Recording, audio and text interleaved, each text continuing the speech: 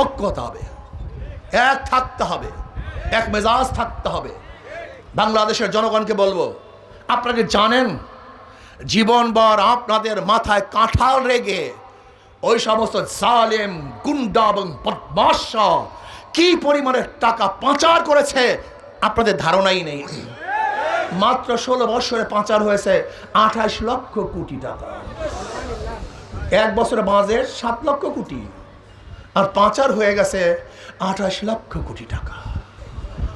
কুড়িগ্রামবাসী আপনারা কি জানেন বাংলাদেশের যত অর্থনীতি, বাংলাদেশের যত মানুষের কাছে যত টাকা, এই পরিমাণের টাকা মাত্র 20 ফ্যামিলির কাছে। 20 ফ্যামিলির কাছে। আপনাকে জানেন যে সেই দরবেশ বাবা শুধু শেয়ার বাজার থেকে আত্মসাৎ করেছে 50 হাজার কোটি টাকা। আপনি কি জানেন আজকে এখানে যারা উপস্থিত আছেন প্রত্যেকের মাথার উপরে 1,20,000 টাকার উপরে ঋণ, সবাই ঋণী।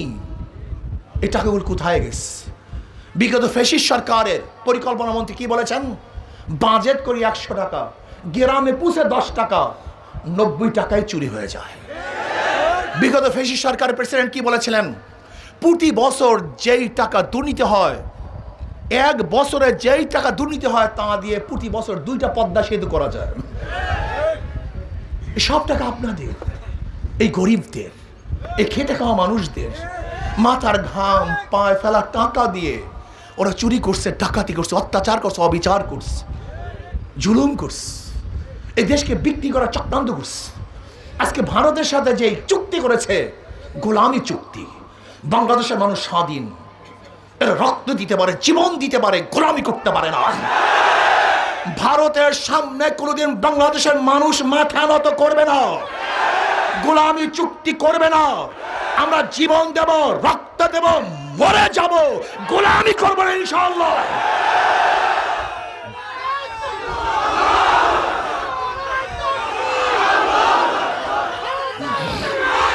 ভাই আমার, আজকেও যারা ভারতকে সাথে নিয়ে ক্ষমতায় যেতে চান, শুনে রাখুন স্পষ্ট বক্তব্য, বাংলাদেশের বুকে যারা ভারতের দালালি করবেন, ভারতের সাথে হাত করে ক্ষমতায় যাওয়ার স্বপ্ন দেখবেন, বাংলাদেশের প্রত্যেকটা নাগরিক ঐক্যবদ্ধভাবে সেই ভারতের দালালদেরকে বাংলাদেশকে উৎখাত করে ভারতে পাঠিয়ে দেবে ইনশাআল্লাহ। বাংলাদেশে কোনো ভারতের দালাল এবং বিদেশি দালালদেরকে সহ্য করা হবে না, সহ্য করব না। বাংলাদেশ এত সুন্দর একটা দেশ, এত সুন্দর কান্ট্রি। আজকে কুড়িগ্রামে আল্লাহ পাক রব্বুল আলামিন যেই পরিমাণের জনসম্পদের খনি দিয়েছেন, আমি মনে করি স্বর্ণ রূপা তৈলের খনির চেয়েও এই জনসম্পদের খনি সবচেয়ে দামি। যদি আমরা এই জনসম্পত্তিকে কাজে লাগাতে পারি, তাহলে বাংলাদেশের সেই ধনী রাষ্ট্র আর গোটা দুনিয়ার মধ্যে থাকবে না। কিন্তু আমরা বাংলাদেশের মানুষকে কাজে লাগাতে পারি নাই। আমাদের হাতের মধ্যে গাঁজা তুলে দেওয়া হয়েছে, ফেন্সিডিলের বোতল তুলে দেওয়া হয়েছে, খুন খারাপি এবং মানুষের সাথে বিবাদ এবং হিংসা শিক্ষা দেওয়া হয়েছে, প্রতিপক্ষকে খুন করার অভ্যাস করা হয়েছে। কিন্তু বাংলাদেশে করার কোনো অভ্যাস আমাদের মধ্যে নেই। এই জন্য আমরা কি চাই? ইসলামী আন্দোলন বাংলাদেশ কি চায়? বাংলাদেশের সমস্ত মানুষকে ঐক্য করে দেশকে গড়ার পরিকল্পনা হাতে নিয়েছে। আমরা বাংলাদেশকে গড়ব, আমরা উন্নয়ন করব, আমরা শান্তিতে বসবাস করব, আমাদের মা বোনদের ন্যায্য অধিকারকে প্রতিষ্ঠিত করব। যেখানে অধিকার থাকবে জেলেদের, চাষিদের, খেটে খাওয়া মজদুরদের, ঋষি তাঁতি মেতর মজদুরদের, যেখানে অধিকার থাকবে মুসলমান, হিন্দু, বৌদ্ধ, খ্রিস্টান, বাংলাদেশের প্রত্যেকটা নাগরিকের অধিকার থাকবে সাম্য, সমান অধিকার থাকবে। এখানে থাকবে না গরিব, কে ধনী, কে বংশীয়, কে নন বংশীয়, কে মুসলমান, কে হিন্দু, কে বুদ্ধ, কে খ্রিস্টান, দেখার দরকার নাই। যে বাংলাদেশের নাগরিক, বাংলাদেশের আইন অনুযায়ী সে সমান অধিকার ভোগ করবে, সমান অধিকার ভোগ করবে। আসুন, এর জন্য দরকার আদর্শ, নীতি, চরিত্র।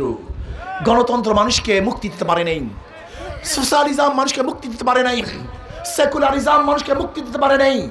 সব নীতি আদর্শ দেখা শেষ, এবার ইসলামের বাংলাদেশ। সব মার্কা দেখা শেষ, হাত পাখার বাংলাদেশ। অনেক নীতি দেখেছি, শান্তির বহুত ঝুরি তারা আমাদের কাছে ব্যক্ত করেছেন। এই নীতিতে শান্তি, সেই নীতিতে শান্তি, কোনো নীতি আমাদেরকে শান্তি দিতে পারে নেই। এবার আসুন, একই নীতি, একই আদর্শ, সেই আদর্শ হল ইসলামী আদর্শ। অনেক খারাপ লোকগুলি আমাকে বলেন, ইসলাম যদি ক্ষমতা আসে হুজুর আমার গাজার অবস্থাটা কি হবে? আমি তো গাঁজাখোর, আমার গাঁজার অবস্থা। আমি বললাম তুমি কি মসজিদে গিয়ে গাঁজা সেবন করতে পারো? বলে না হুজুর। বলে কেন? বলে পরিবেশ নেই। আমি বলি ইসলাম ক্ষমতা আসলে বাংলাদেশটাই পরিবেশ হয়ে যাবে যেখানে গাঁজা সেবনই করতে পারবো না। বিশ্বাস হয় না? এই মাজলিসের মধ্যে একজনও কি নাই যারা ধূমপান করেন? নাই একজনও। তাই ধূমপান করছেন না কেন? কথা বলেন না কেন? একবার কি ধূমপানের কথা মনে আসছে? নিষেধ করেছিলাম ধূমপান করিয়েন না, তা আপনি কেন ধূমপান করছেন না? পরিবেশ ঠিক ইসলামী হুকুমত আসলে এমন এক পরিবেশ আসবে যেখান থেকে আপনি অন্যায় করতে পারবেন না। সমস্যা কোথায়? আমাদের অনেকের ধারণা ইসলামী হুকুমত আসলে প্রেশার ক্রিয়েট করে দাড়ি রাখানো হবে, টুপি পরিয়ে দেওয়া হবে, গোটা মেয়েদেরকে বস্তাবন্দি করা হবে। ভুল করছেন। ইসলাম ক্ষমতায় আসলে এমন এক পরিবেশ সৃষ্টি করবে যখন আপনি আর খারাপ কাজ করতে পারবেন না, এমনিতে আপনাকে ভালো কাজ করতে হবে। কোনো সমস্যা আছে? ইসলাম ক্ষমতায় আসলে কি হবে জানেন? আগামী 10-15 বছরের মধ্যে সমস্ত গরিবগুলি দরিদ্র সীমার উপরে চলে যাবে। বিশ্বাস হয় না? একটা উদাহরণ দেই। বর্তমান পুঁজিবাদী অর্থনীতি হলো গরিবকে গরিব বানায়, ধনীকে ধনী বানায়। আপনি ব্যাংকে যাবেন, বলবেন ভাই আমাকে 10 লক্ষ টাকা ঋণ দেন। ম্যানেজার বলবে লোন নেওয়ার জন্য মর্গেজ দেন।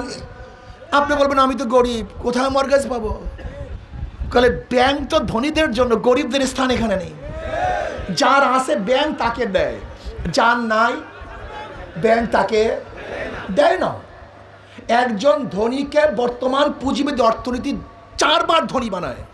যার 10 লক্ষ টাকা আছে ব্যাংক তাকে 10 লক্ষ টাকা দেয়। আগেই ছিল 1 বার ধনী, ব্যাংক তাকে দিছে 2 বার ধনী। যাকে দেওয়া হয়েছে তারই লোন মাপ 3 বার ধনী, সুদ মাপ 4 বার ধনী। আর গরিবের পেটে 5টা লাথি।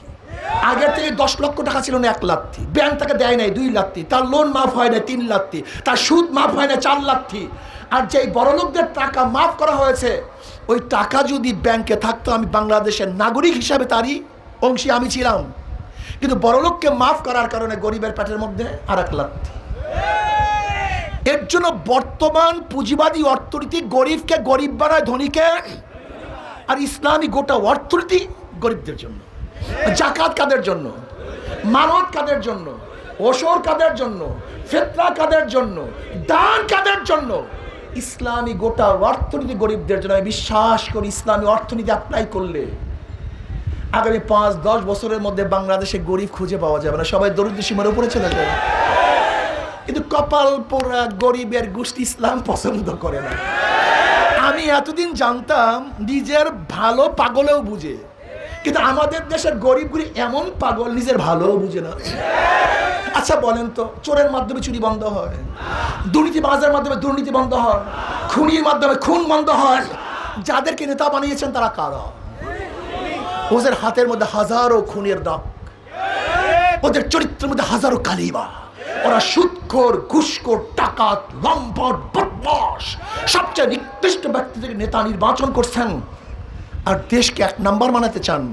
মাদার গাছ লাগিয়ে আমের আশা করা যায় না, তেঁতুল গাছে মিষ্টি ফল হয় না। দুর্নীতিবাজের মাধ্যমে দুর্নীতি বন্ধ হবে। আসুন না, ইসলামী আন্দোলন বাংলাদেশ কি? ইসলামী আন্দোলন বাংলাদেশের শুরুতেই নাম ইসলাম মানে শান্তি। তাদের মার্কা তার মধ্যে শান্তি, কথা বলে না। যারা নৌকা নির্বাচন করে নৌকা চালাতে পারে না, যারা ধানের শেষে নির্বাচন করে ধান কাটতে পারে না, যারা নাঙ্গল নির্বাচন করে নাঙ্গল বইতে পারে না, যারা কুঠা নিয়ে নির্বাচন করে কাঠ ফাটতে পারে না, যারা গরুর চাকা নির্বাচন করে গরুর গাড়ি চালাতে পারে না, কিন্তু যারা হাত পাখা নির্বাচন করে তারাও চালাতে পারে, যারা করে তারাও চালাতে পারে। ওদের মার্কার মধ্যে ধোকা। নৌকা গরিবদের প্রতীক, ধানের শীষ গরিবদের প্রতীক, নাঙ্গল গরিবদের প্রতীক, কুঠার গরিবদের প্রতীক, লেকিন একজনও গরিব না। কথাটা বুঝাতে পারি না? সব প্রতীক গরিবদের, কিন্তু নিজে গরিব না। কিন্তু হাত পাখা এমন এক প্রতীক যে নির্বাচন করে সেও চালাতে পারে, যারা করে তারাও চালাতে পারে, ধনীরাও চালাতে পারে, গরিবরাও চালাতে পারে, পুরুষরাও মহিলারাও। মার্কা বুকি নিয়ে কেউ ঘুমায় না, নাঙ্গল নিয়ে কেউ ঘুমায়, কথা বলেন না, নৌকা নিয়ে কেউ ঘুমায়, ধানের শেষ নিয়ে কেউ ঘুমায়, কিন্তু ঘুমের সময় তাদের কলিজার মধ্যে থাকে হাত পাখা। তার মানিটা কি? এই হাত পাখা তাদের কলিজার মধ্যে থাকে। এই হাত পাখা বিজয় হলে গোটা বাংলাদেশের মানুষ বিজয় হবে। এই হাত পাখা বিজয় হলে জনগণ মুক্তি পাবে। এই হাত পাখা বিজয় হলে প্রত্যেকটা মানুষের অধিকার ঘরে ঘরে পৌঁছে যাবে ইনশাআল্লাহ। এর জন্য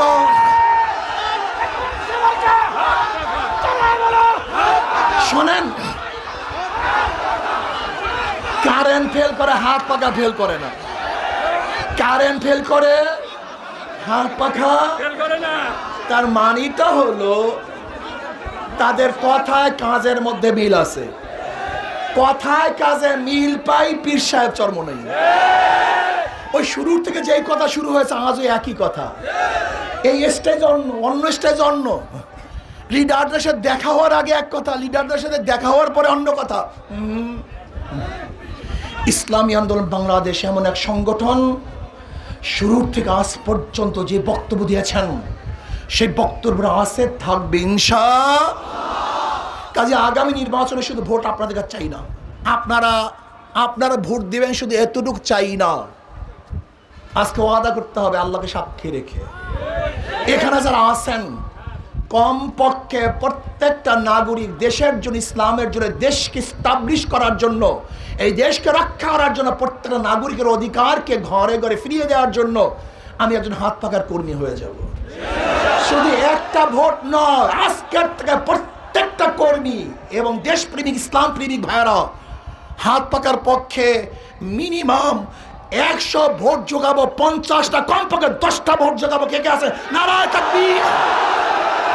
দুই হাত তুলেন, উপরে তুলেন, নারায়ে তাকবীর।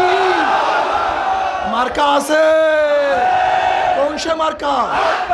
আরো জোরে সবাই বলে, সবাই বলে, শান্তির মার্কা, সবার মার্কা, দেশের মার্কা, সবার মার্কা হাত পাখা।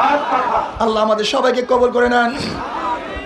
আগামী নির্বাচনে কুড়িগ্রাম এই জেলার 4টা আসন থেকে যারা হাত পাকা প্রতীক নিয়ে লড়াই করবেন সেই সেনাদেরকে আপনাদের সামনে পরিচয় করিয়ে দিচ্ছি।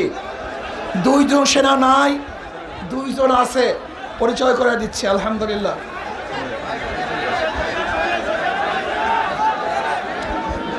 কুড়িগ্রাম 1 আলহাস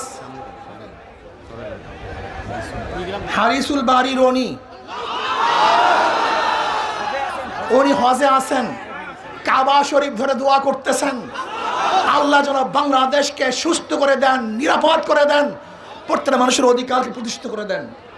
কুড়িগ্রাম 2 থেকে অধ্যক্ষ, যে হাজার হাজার ছাত্রদের ওস্তাদ, হাজার হাজার ওস্তাদ ছাত্রদের মুরব্বী, হাজার হাজার আলেমদের মুরব্বী, আলহাজ অধ্যক্ষ মাওলানা নূর বক্স সাহেব। আলহামদুলিল্লাহ।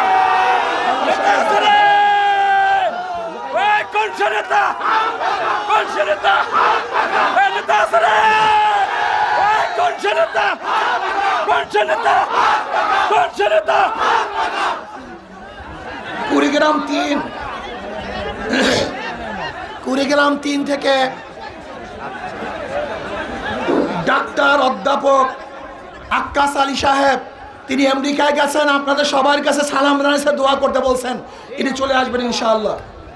আলহামদুলিল্লাহ, আলহামদুলিল্লাহ। কুড়িগ্রাম 3 ডাক্তার অধ্যাপক আক্কাস আলী সাহেব। কুড়িগ্রাম 4 সহকারী অধ্যাপক হাফিজুর রহমান সাহেব। বলেন আলহামদুলিল্লাহ। আল্লাহ সবাইকে কবুল করে নেন। আমার জন্য দোয়া চাই, আমিও দোয়া করি।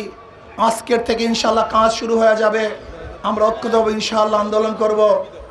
এখন আমরা মোনাজাতের পরই আমরা সবাই